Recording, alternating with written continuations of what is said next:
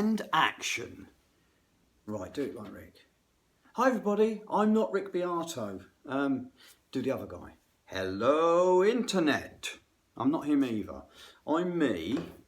I'm Stewie, the guitar tech, and I'm going to give you a lesson today in, I don't know, I'm going to ramble, I'm going to talk about improv, I'm going to show you some things, and first of all, I want to address a couple of things that people have said in comments. First of all, they've been really good. I mean, I've been really, people are really appreciating me, and that's really nice. I'm shutting down, I've got a laptop next to me, and I've got a video of Adam Neely on it that I might get to later, I might not. I like Adam Neely a lot. He's very cool. He does a lot of scientific, he's into psychology of music and all sorts of things.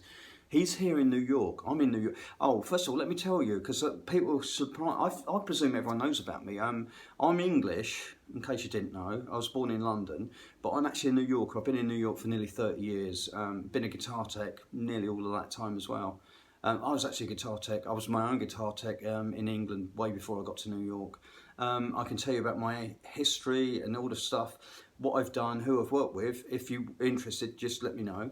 I can tell you how, don't worry, I've got pants on today, but they're coming off as soon as I've done this video. I'm telling you, I hate clothes. Anyway, let me get to the point. First of all, the comments are great. They're very encouraging. There are some that are a bit, I get it. I'm on limited budget, and I'm going to tell you some things in a minute of why I do things the way I do, and it might make some sense, it might not. Hopefully I'm going to get fans from it. I don't mean fans, I mean the more people I can tell stuff to. I'm not doing it for me, I'm doing it because I would like the music out there to be always fresh and moving forwards. Sound like Christopher Walken then, always fresh and moving forward. Anyway, no, not really. First of all, I'm an actor, you know that. I'm a guitar tech. I'm a music theorist, not proper one. I didn't go to school. I'm not Rick Beato. I'm definitely not Adam Neely. But I tell you what, I've got some things up my sleeve that they don't even know about. Adam probably does. I bet Rick does too. Anyway, whatever. So thank you for the comments and the encouragement. You've encouraged me to do longer videos. Hopefully you'll stay with me. Right, I want to show you some things now. How to do improv. Did I cover it? Oh yeah. First of all, I want to say that about people say plug your guitar in and play loud, and it's like the reason that you don't do that is anyone that's any good doesn't play electric at home. Usually because they're in an apartment building, and you can't upset the neighbours. I know, yeah, you can put soaks, heat soaks on the, what is it? I know all the different boxes. I've got the hot box and stuff. You can put all that on your amps and make them quiet, and whatever. But you're going to miss the point. The point is this: Jimi Hendrix used to sit in the toilet for hours playing. He wasn't plugged in. He played acoustically. If one plays an electric instrument, listen. Acoustically, you start to hear things. Now this one in particular, you see I've got tape on the end. That's because the nut is worn out. I need to put a new nut on it. I'm a guitar tech, I should do it, but I'm lazy, and I'll tell you why I'm lazy. It gives me the opportunity. What I'm trying to do is, when I was a kid, everyone had one guitar. You couldn't afford them. We usually Jeff Beck made his own guitar, Brian May and his dad made his own, Dr. Brian May, astrophysicist and guitar wizard. I'm going to lean in and see. Now I'm going to need you to hear. Tell me if you can hear these things, because I'm going deaf, and I don't know if you can actually hear these harmonics that I hear. It's going to take me a little while to warm up.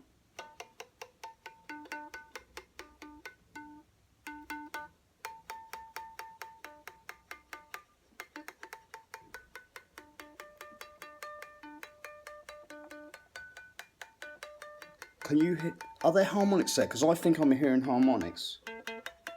The A string is always my favourite.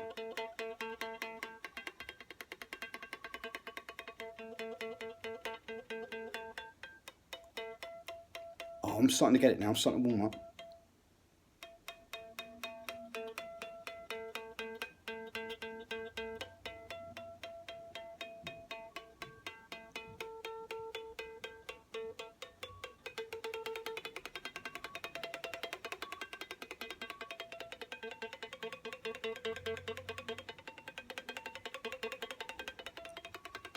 Are you hearing that?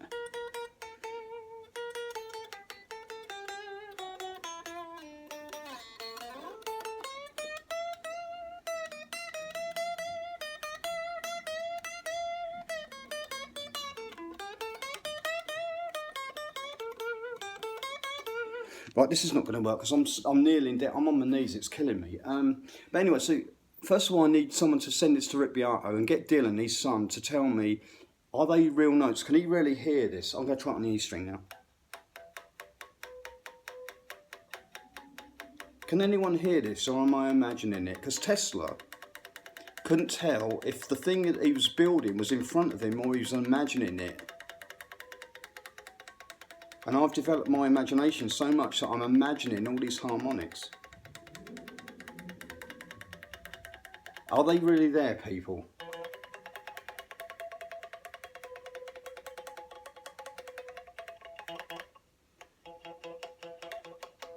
Anyway, so that's the first thing. That's why I'm not plugged in and doing electric. Second of all, think of it like I said. If you've got one guitar and one only, like Ronson and all the guys back in the day, no one could afford like loads of guitars like we got now. And their guitar techs back in the day were just mates. They didn't really know much about stuff. Some of them did, but some of them didn't. So what I'm trying to get to is, if you were playing a gig in a pub and you broke a string, you've got to carry on. You can't just stop and go, give me another guitar. It's like you've got to wing it and get through that thing. And this is the start of improv. So what I do, I let my guitars get into bad state of repair. And I'm going to show you all my guitars, not all of them, but just a few of them, but show you the cast of characters and how I use these and how I practice and how I learn in improv. Right, so there's this one, like I said, it's got these, if I move the tape out, I can make it sound really dead.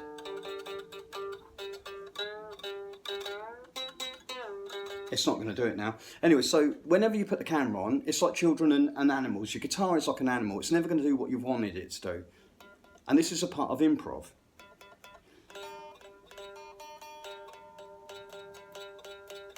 My whole thing is I constantly tune as well. I constantly knock it out of tune.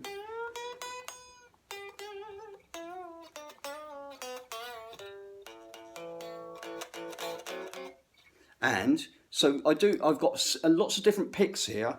Look at this, ladies and gentlemen. I don't know if you're going to see it, but look. Can you see that? I haven't got my glasses on, so I can't see. That is the man. The one and only fucking Nile Rodgers motherfucker. Right. Who we got here? My old mate, Lou Reed. Right, Lou Reed's pick is here for a reason. Right, I'm going to go back to being a child. When I was 6 years old, my neighbour left me alone with his 12-string acoustic guitar. It's an Echo, EKO, an Italian guitar. I also use these Echoes on the road with Ryan Adams. I always get mixed up. Brian and Ryan. The one I work with is with the R, Ryan. Anyway, so I've put these guitars. I've got guitars. I put them all around me just to show you how I do improv and how I put myself under duress. Now, I went back to being a 6-year-old, I was going to tell you that, and I took his guitar, while he went off with my mum, I don't know what's going on, I do really, but anyway,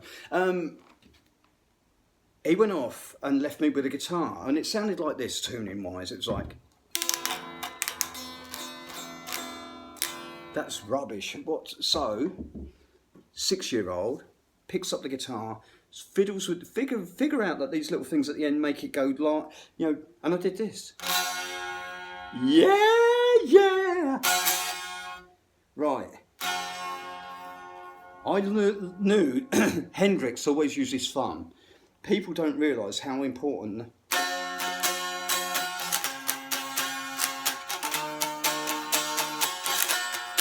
Oh, I should say, Lou Reed, this tuning is called Ostrich tuning, and it's attributed to Lou Reed, who stole it from a guy called Jerry Vance. I know all about this, why? Because I'm a drone wizard, and I've learned all the tunings, even Jimmy Page tunings. I know all this stuff, and if you want to learn it, ask me, and I'll teach you.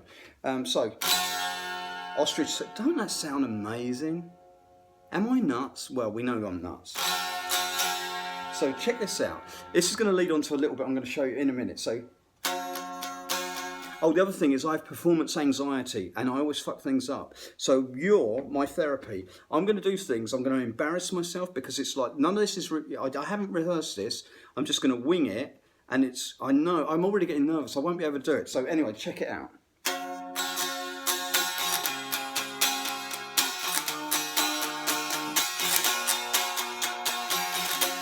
The body blow she got me with.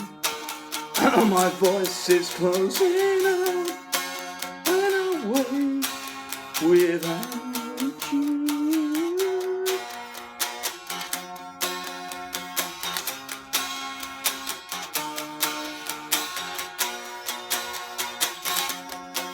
Roxanne, Roxanne, you don't have to put on the red light tonight. Roxanne, it's alright, I won't share you with another boy. It's alright.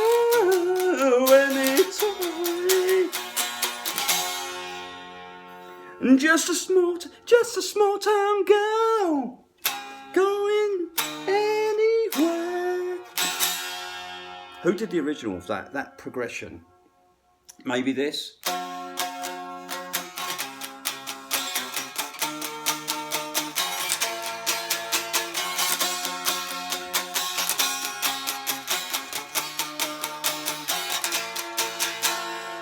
The Beatles. I was singing Beatles songs at 9 months old.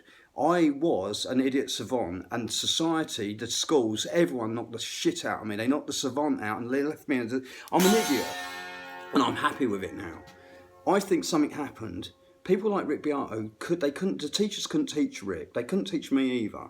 I was sent out all the time. Why? Because I talked a lot. Second of all, I made everyone laugh in the class, and I questioned the authority all the time, and they didn't like it. Loads of music technicians that I know on the road, I ask them about their background. How was it like at school? My mate, Paul Beckett, an amazing keyboard tech and a helicopter pilot as well, clearly a very smart man.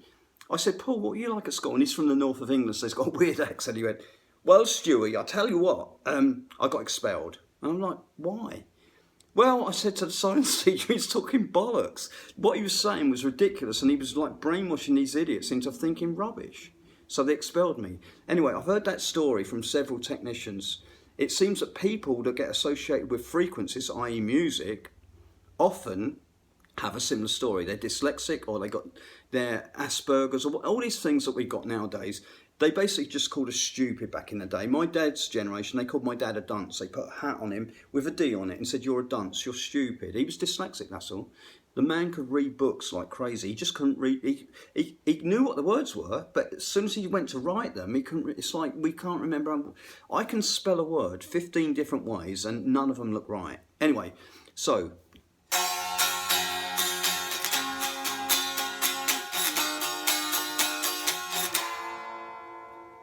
Classic Beatles. Listen to that. No one went there. Everyone goes here.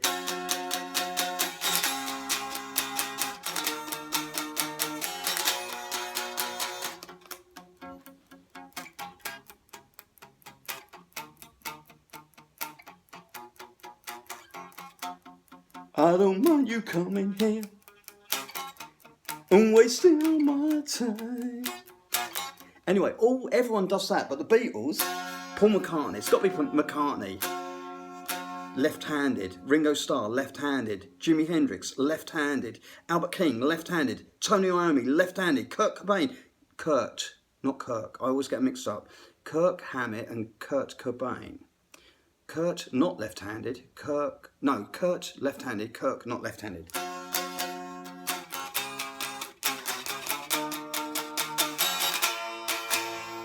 Oh yeah, I know that's something. Wanna hold your hand.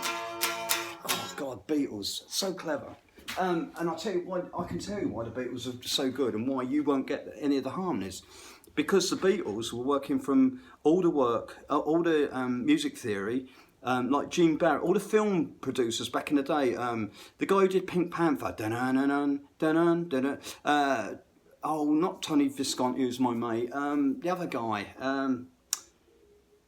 Anyway, Rick Beato, call Rick Beato. He knows exactly who that guy is. John Barry. John Barry did loads of theme tunes for TV. There was a different sort of harmony, and it was coming from Barry Harris's idea. It's coming from the diminished with there's a triad and a diminished. It's an 8-note scale. Alan Holdsworth also used 8-note scales. Do you want to know about any of these people? Do you want me to show you right now? Watch this. We're going to go back to the normal strung guitar. I'm going to show you something now. Watch this. There's G, not in tune. We care not. I'm not doing a gig. There's no one looking at me. There's nothing going on. I don't care about being in tune. I'm a kid. I'm probably at this time, by the time I've got one of these, or proper electric, I'm 15.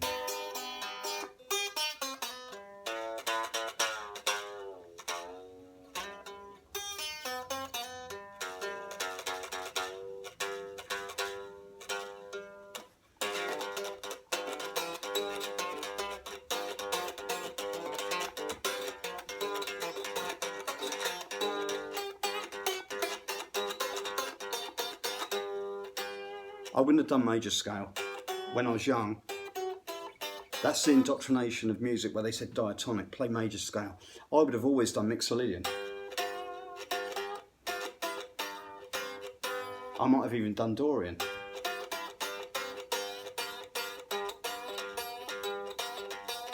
Now here's the one that people don't get. If you have a Dorian scale, that's a root, a second, a flat third, a fourth, a fifth, a 6, a normal 6, not a flat 6, a normal 6, a flat 7, that's Mixolydian. Dorian, oh, did I just do Dorian with the flat third? Mixolydian's got the major third, that's a root, a 2, a major third, a fourth, a fifth, a normal major 6. It's a major scale with just a flat 7. A Dorian is just a major scale with a flat 7 and a flat third. Right, what's the scale in between them, everybody? Questions, anyone? Dorian flat 4. Dorian flat 4 has both a major third, no, it has a minor third and a minor fourth. And you need to start talking about major thirds and minor fourths if you're going to get the way to play like the Beatles and stuff. McCartney didn't know this, but he knew it. He knew it. As Rick says, they didn't know it, but they knew it. They had ears. They listened. The training of the Beatles, they went to Germany for all those. Anyway, I can talk about this stuff. I am talking about it.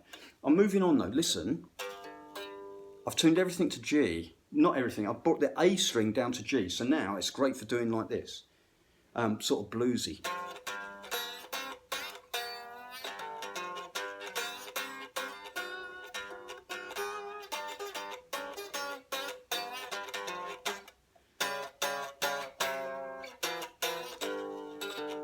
You've got to be careful on your 5 chord. You can't use your normal... you have to do it somewhere else. How would I do it when I was 15? I would have gone...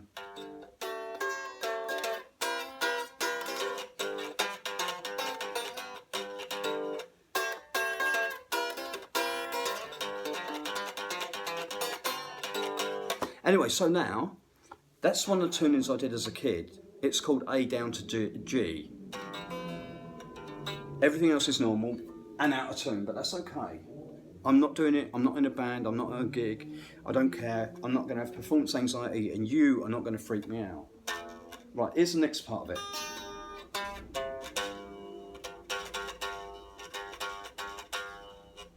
The E string up to G.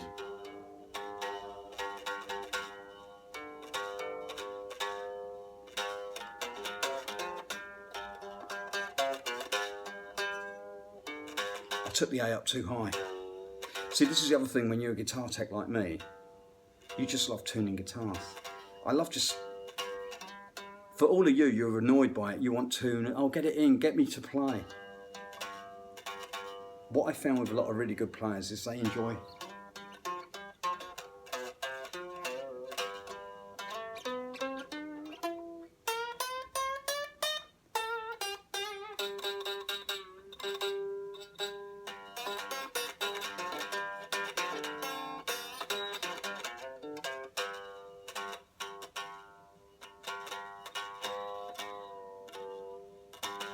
That's near enough. Right, now,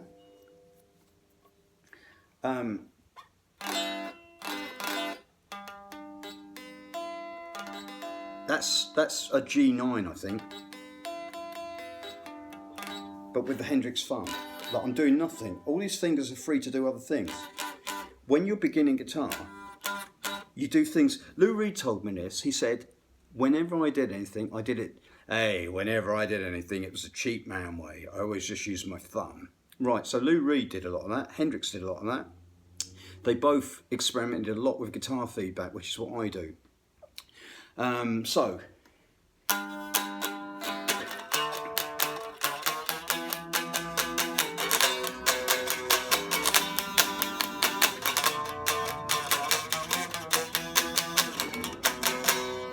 I'm using the wrong pick. I've got Nile Rodgers' pick here.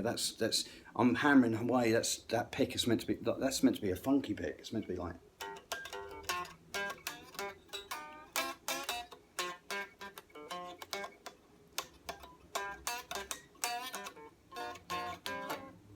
If I was in tune, which I'm not.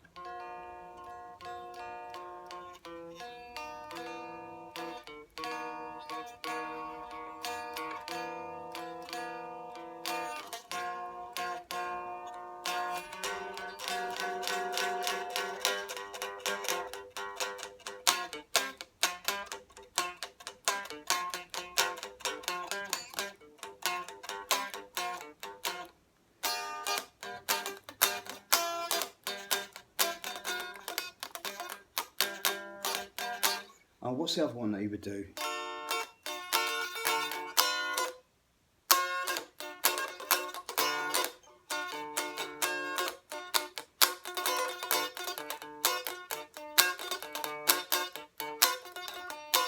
See, I don't even. Niles is still too. Because I was a kid, I needed a different pick. I got my own special pick, and it just works for me. It doesn't work for anyone else.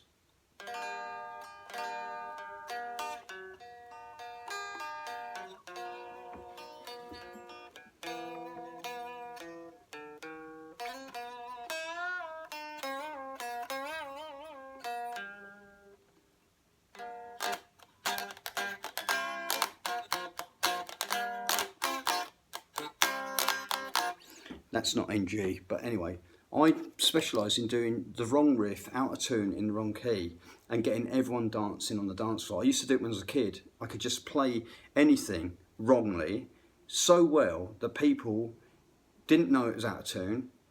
It's about timing, I think. Anyway, so you can. Oh, I've only done 2 guitars, guys. Look, then this is how I spend a day. Another 12-string, remember. These are beginners' guitars, 12 strings, because that's why they put extra strings on for you, to help you out. This one isn't in the same tuning as that. This one's actually in normal tuning, but it's out of tune.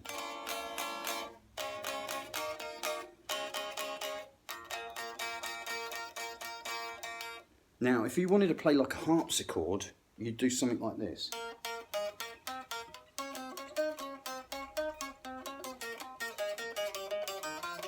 And this is what drove my mum nuts. My mum wanted to kill me. On 2 occasions, she came into the bedroom when I was playing guitar. My mum absolutely adores me. She calls me her #1 son. I'm her favourite, not favourite, but, you know, I was her firstborn. But there were 2 occasions my mum came in the house and said, "You're shaking the whole house." I used to play with the amp full up when I was a kid and hitting it as hard as I could. I thought Pete Townsend was really hitting it, and I can tell you that he's not, because I got a windmill lesson from Pete Townsend in his hotel room, and I introduced Lou Reed to Pete Townsend, and we did rehearse in his hotel room. Now, I don't know if I've already said that, or if I've thought about it before. Anyway, you'll let me know in the comments, I'm sure. And I can tell you all about Pete Townsend and windmilling. Well, Pete Townsend does these sort of chords. I'm going to have to tune this. It's too far out to do Pete Townsend.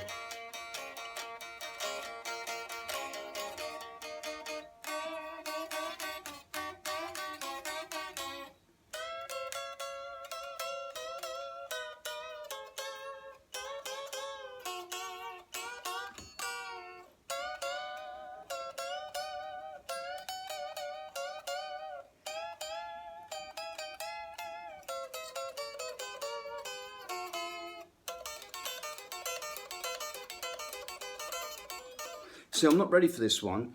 In this tuning, even though I was a kid, I wasn't ready for that, so I went back to the red one. Now there are many different ways you can do this tuning, but oh, I nearly smashed the guitar then. These are my own guitars and I smash them around, I don't care. They love it. They love getting all the tension knocked out of them. So then, come back to this one.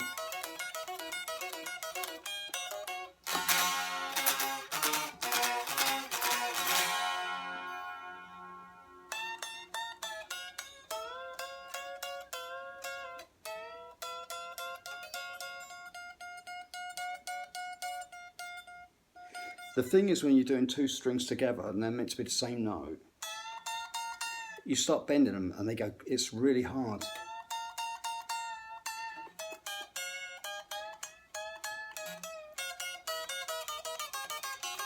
But what it does, in this tuning, you can play the same run on all different strings and realise how the different tensions of the strings make it sound different. Like, just do something simple.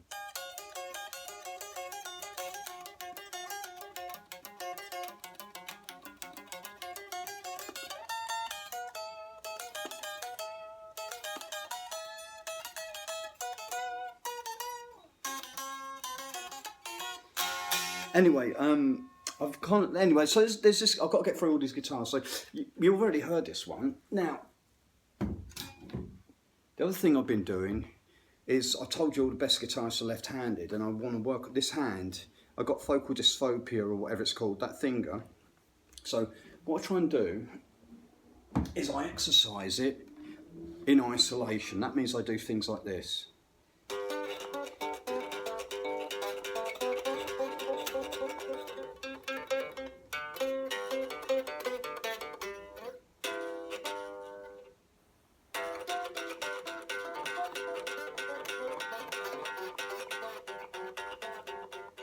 And as usual, I always overdo it when I start, and then I slow it down.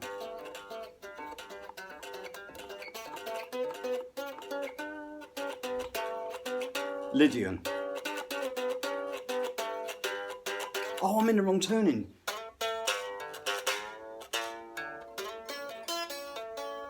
This is how my day is. Picking up guitars, being in the wrong tuning and thinking, what the hell's going on? And trying to figure out if I can make a tune out of it. It's a great way to learn how to improvise.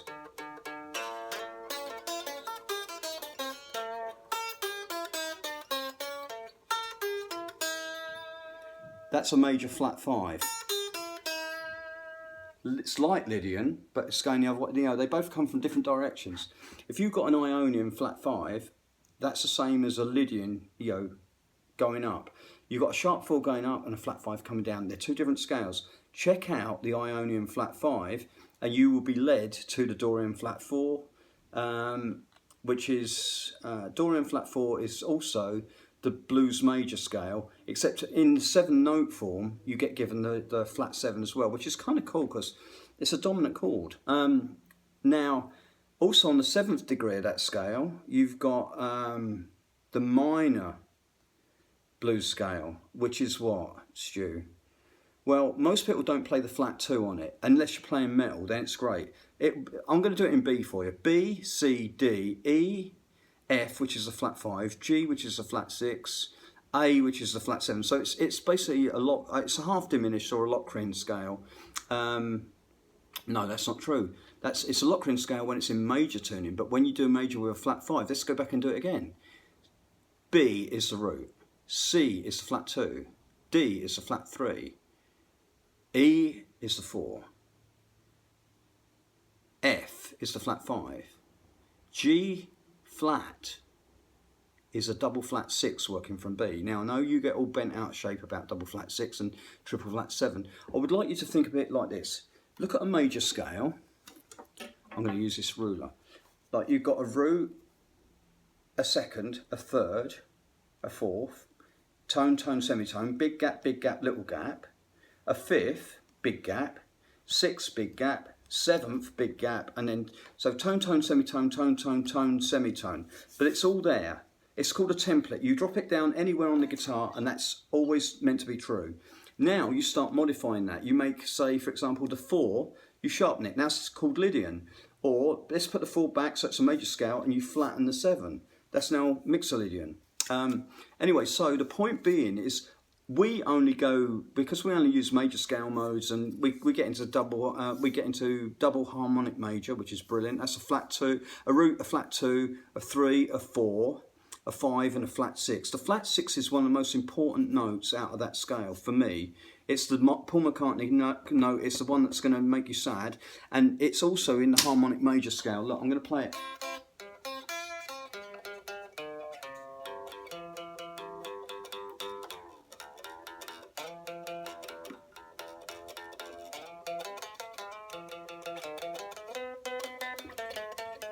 Right, now I'm going to do it in C.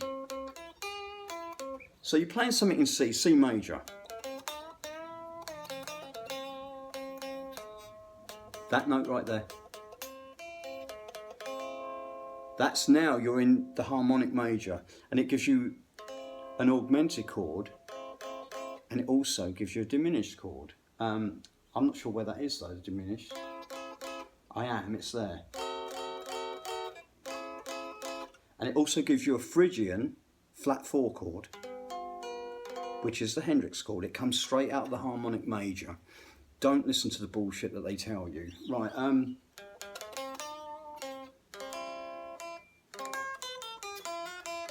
major,